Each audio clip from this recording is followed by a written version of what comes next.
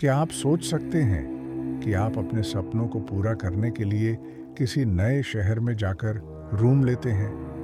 यह सोचकर कि आप वहां अपने सपनों को पूरा करने की नींव रखोगे, लेकिन वहां कुछ ऐसा आपका इंतजार कर रहा हो जो आपकी, या कहो तो इस पूरी दुनिया के समझ से बाहर हो, जिसका ना कोई शुरुआत है और ना ही कोई अंत। मैं आपको एक ऐसी ही कहानी के बारे में बताने जा रहा हूँ। नॉर्थ दिल्ली में एक पुराना पीजी रेंटल रूम था, जिसके बारे में पिछले 3 साल से पुलिस स्टेशन में हर साल एक न एक मिसिंग केसेस आ रहे थे। पुलिस इसके बारे में पता करने में लगी हुई थी। इन सारे केसेस में एक बात कॉमन थी, जैसे कि वे सभी मेल टेनेंट्स थे। उनका सेम रूम नंबर था। सभी कंप्लेंट भी सेम थी कि रात में बैल्कनी से आवाज आती है, और उन सभी लड़कों का मोबाइल लास्ट 2:17 AM तक ही एक्टिवेट रहता है।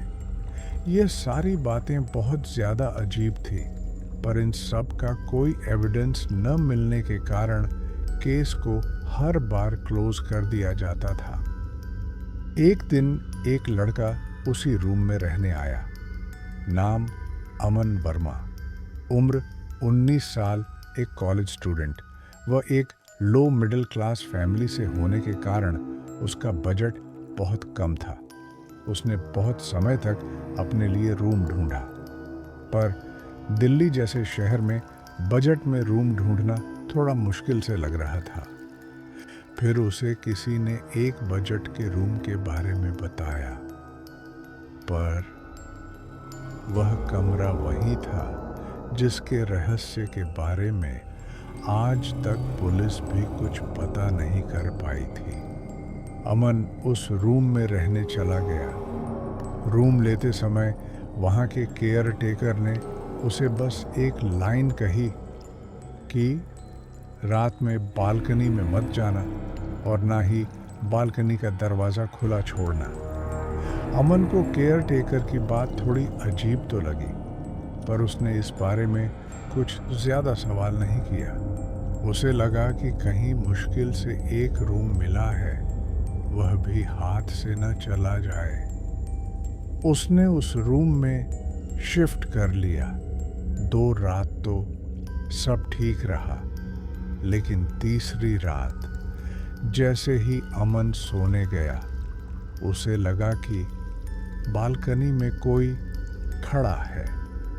अमन डर गया, लेकिन उसने हिम्मत की और देखने गया।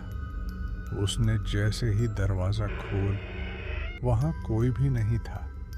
उसने जल्दी से दरवाज़ा बंद कर दिया, लेकिन जल्दबाजी में दरवाज़ा लॉक करना भूल गया और जाकर सीधा सो गया। जैसे ही घड़ी में 2:17 हुए, किसी के जोर जोर से हंसने की आवाज़ आने लगी। अमन की नींद खुल गई। अमन आवाज़ सुनकर बहुत डर गया। वह आवाज़ सेम अमन की आवाज़ के जैसे लग रही थी। अमन ने जैसे ही आवाज़ लगाई कि कौन है रूम में, वैसे ही छत से आवाज़ आने लगी। वह आवाज़ बहुत अजीब थी, मानो कोई छत तोड़ रहा हो।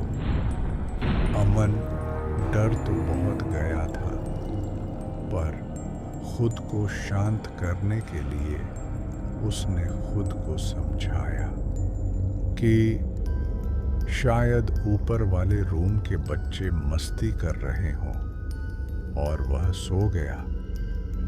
अगले दिन जब अमन अपनी बालकनी में गया, तो बगल वाले बिल्डिंग की आंटी ने उसे आवाज़ लगाई। उन्होंने कहा, बेटा तुम रात को बालकनी में खड़े होकर जोर जोर से हंस क्यों रहे थे? मैंने तुम्हें आवाज़ दी, पर तुम बस नीचे ही देख रहे थे, और हंस रहे थे। यह सब सुनकर मानो अमन के पैरों के नीचे से जमीन ही गायब सी हो गई। उसने सोचा कि रात को तो मैं बालकनी में आया ही नहीं था, तो यह सब क्या हो रहा है। उसे बहुत अजीब लगा। उसने उस कमरे को छोड़ने का डिसाइड किया, पर वह उस कमरे को छोड़कर जाता तो कहाँ जाता। तो उसने सोचा क्यों ना मैं आज रात इस सब के बारे में पता लगाऊं। उसने रात होते ही बालकनी में एक कैमरा और एक वॉइस रिकॉर्डर फिट कर दिया और बालकनी का दरवाज़ा बिना लॉक किए सोने चला गया। फिर जैसे ही घड़ी में 2:17 हुए, वहीं हंसने की आवाज़ आने लगी। वहीं से अमन जैसी आवाज़। जब सुबह उठकर अमन ने कैमरा चेक किया तो उसके शरीर में एक कांटे जैसे उठने लगे। उसने जो देखा उसे उसकी आंखों पर विश्वास नहीं हुआ। उसने देखा कि बालकनी में वह खुद खड़ा है और जोर जोर से हंस रहा है। पर वहां सोचने लगा कि ऐसा कैसे हो सकता है। वहां तो सो रहा था और रात भर बाहर नहीं आया। उसने सारी बातें अपने दोस्त को बताई, जिसने उसे यह रूम दिलाया था। उन्होंने इस पिरे में केयरटेकर से पूछा, लेकिन उसने उन्हें टाल दिया। अमन को अजीब लगा। अमन कुछ नहीं कर सकता था। उन्होंने डिसाइड किया कि वह अपने घर लौट जाएगा, लेकिन शायद समय को कुछ और मंजूर था। अमन ने अपनी सारी पैकिंग कर ली थी कि सुबह होते ही वो उस रूम को छोड़कर चला जाएगा। वह रात अमावस की थी।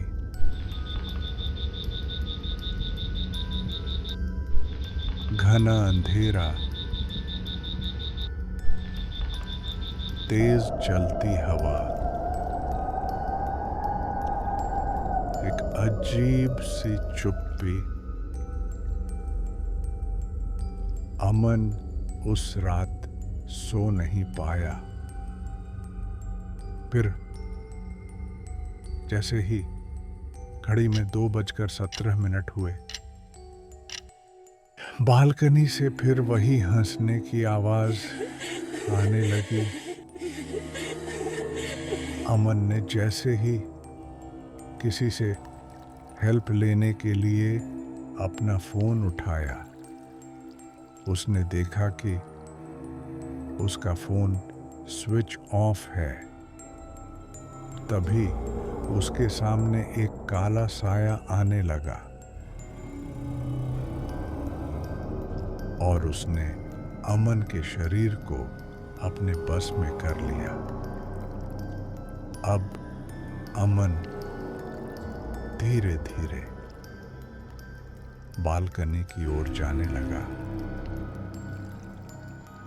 फिर वह बालकनी से नीचे देखकर जोर जोर से हंसने लगा और वह अजीब सी आवाज में बोला, मुझसे कोई नहीं बचेगा, और नीचे कूद गया।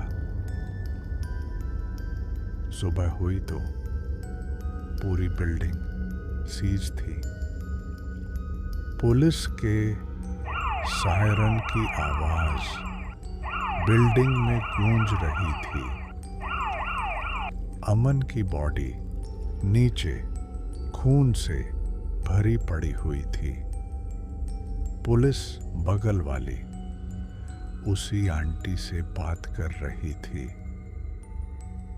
तो आंटी ने पुलिस को बताया कि अमन रोज रात को जोर जोर से हंसता था। पुलिस ने इन्वेस्टिगेशन की,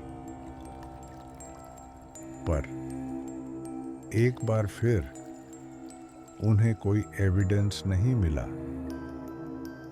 एविडेंस ना मिलने के कारण एक बार फिर उस कमरे का केस क्लोज कर दिया गया। उन्होंने इसे सुसाइड डिक्लेयर कर दिया। लेकिन सिलसिला यहीं नहीं रुका। हर साल कोई नया बच्चा आता और हर साल सुसाइड का केस इसी तरह क्लोज कर दिया जाता।